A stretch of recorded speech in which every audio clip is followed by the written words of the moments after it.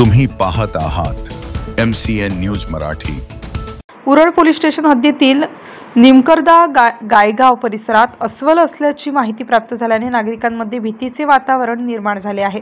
या अस्वलाने ग्राम टाकळी निमकरदा येथील रामा देवरे यांच्यावर जीवघेणा हल्ला केल्याने त्यात ते गंभीर जखमी झाले आहेत। यामुळे पोलीस प्रशासन वन विभाग यांना माहिती देऊन घटनास्थळी बोलाविण्यात आले होते।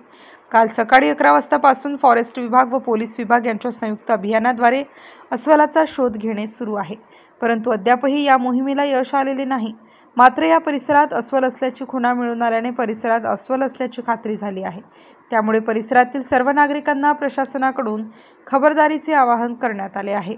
MCN न्यूज मराठी करिता काझी मेहंदी हसन, बाळापूर।